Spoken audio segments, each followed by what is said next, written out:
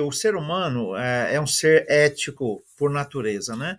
O ser humano é um ser físico, ele é um ser emocional, um ser econômico, cuida da utilidade das coisas, é um ser político, ele é um ser, digamos, espiritual, ele, enfim, é um ser também ético. Ético porque o ser humano foi criado para tomar decisões. A ética tem a ver com decisões.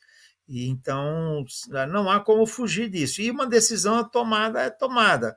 E outro detalhe, hein? Mesmo que eu não tome decisão nenhuma, eu decidi não decidir. Uma não decisão é uma decisão. E então o ser humano sempre estará decidindo. É claro que existem diversos tipos de decisões, né?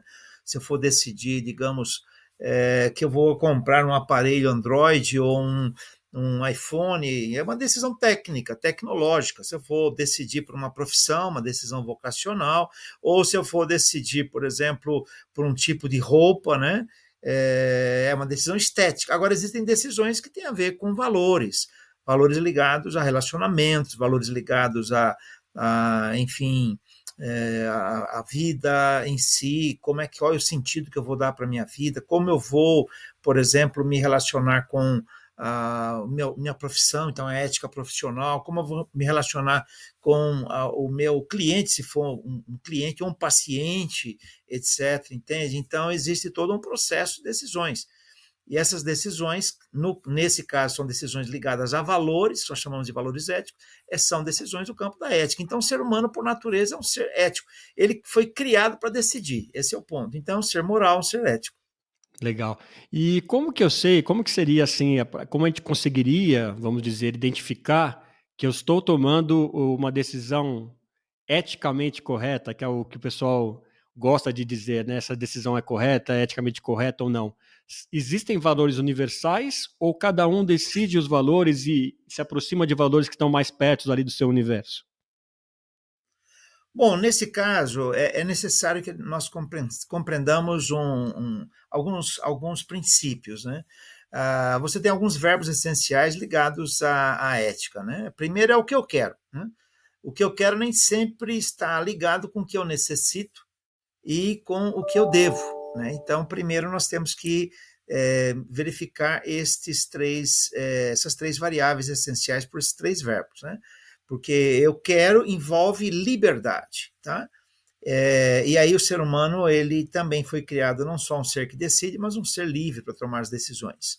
É interessante quando você vê nesse ponto a liberdade da construção ética do sujeito, quando você vai estudar Piaget nas teorias educacionais, você observa que ele fala de três estágios de desenvolvimento moral da criança. Tá? Então, nesse ponto, o que acontece, você tem a anomia, a ausência de nomos, né? A partícula negativa do grego, e nomia de nomos, lei, não tem lei. Então, a criança, para ela, a vida existe. Né? Depois ele fala da heteronomia, do grego é heteros, que é o outro, tá?